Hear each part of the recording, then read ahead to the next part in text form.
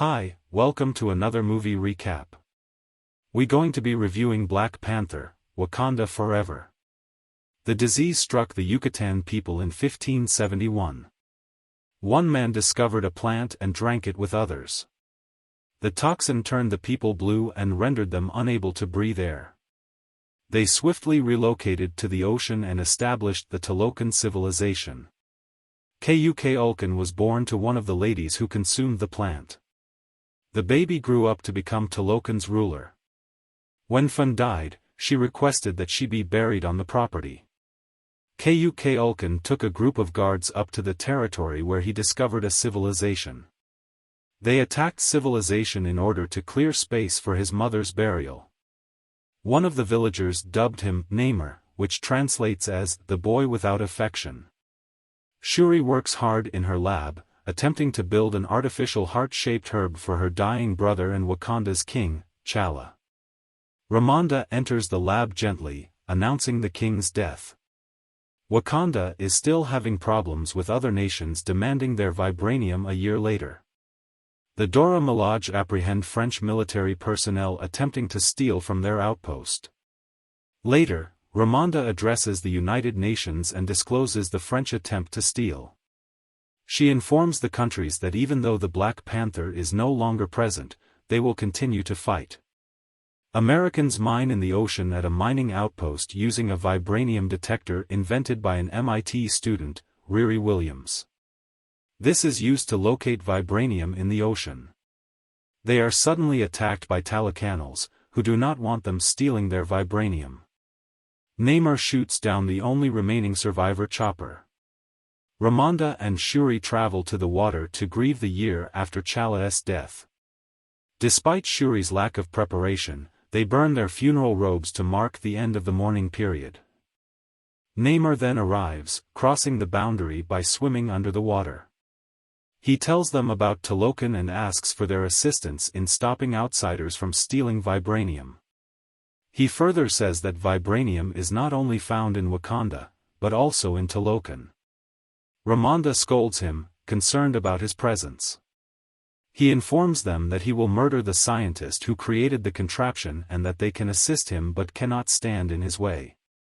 Shuri and Okoye travel to meet Everett Ross, who provides them with the name and location of the young scientist despite the fact that he may have given up sensitive information.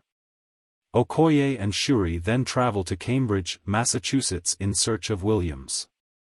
They pursue her to her garage, where she reveals that she is developing Iron Man-style armor.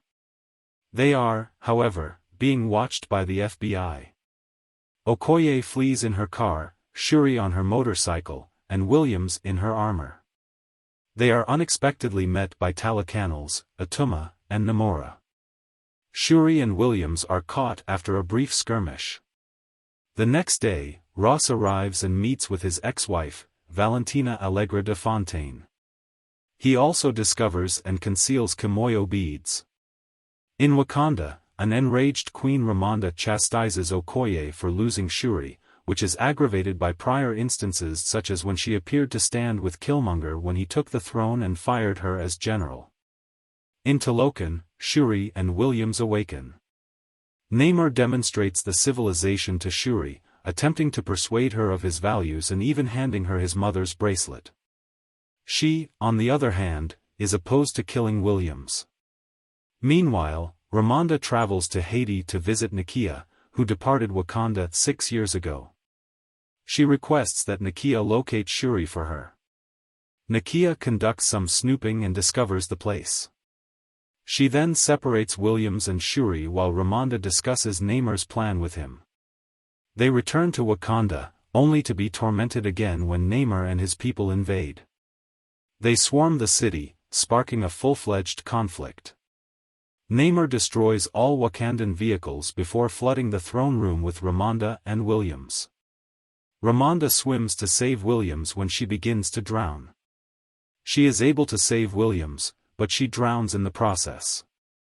Shuri laments her mother's death when Namor informs her that she is now queen. Afterward, he and his people flee the nation. Meanwhile, Allegra de Fontaine discovers that Ross has been talking with Wakanda the entire time and arrests him. M'Baku approaches Shuri after the burial and advises her that she should not kill Namor. He then informs her that he would offer homes for the displaced Wakandans as a result of the invasion. Shuri then creates the artificial heart-shaped plant with Namor's mother's bracelet, which ultimately works. After taking it, she journeys to the astral plane and is greeted by Eric Killmonger, who believes they are the same. They debate briefly before Shuri declares that she will murder Namor for vengeance. Shuri gets out of bed and puts on a suit. She then appears as the Black Panther at a meeting between M'Baku and the Elders. They deploy a vessel in the ocean to draw the Talacanals into a trap. Namor appears to have the upper hand as the combat begins. But, as they flee the conflict, Black Panther catches him in a Royal Talon fighter. Meanwhile, the Dora Milaje combat the Talacanals on the vessel's side, while the Jabari tribe, Nakia, and others fight the ones on top. Ironheart and the Midnight Angels handle the Talacanals in the air. Namor is weakened when the Black Panther heats up the Royal Talon fighter, but he begins to break free with his spear.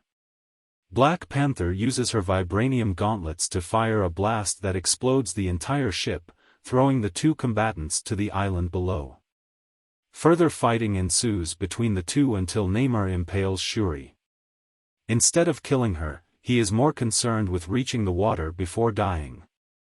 An injured Black Panther manages to get in front of Namor, who is limping.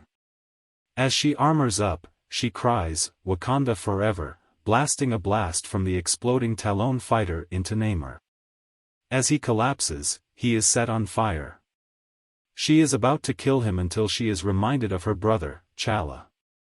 She decides to spare Namor's life provided he returns to Talokan. Namor thanks the Black Panther and joins her in returning to the conflict scene to persuade everyone to cease fighting.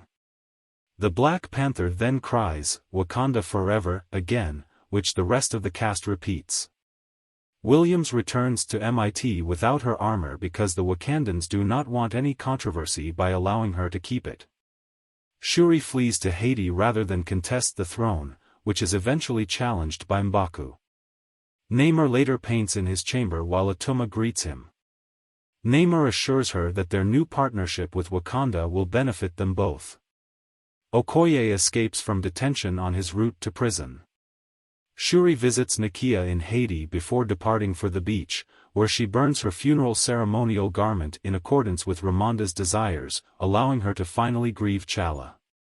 Shuri learns in a mid-credit sequence that Nakia and T'Challa have a son, Toussaint, whom Nakia has been raising in secret away from the throne. T'Challa, Toussaint's Wakandan name, is revealed. Please do leave a comment on what you think about this movie. You can also suggest which movie I should do next. Don't forget to leave a like and subscribe.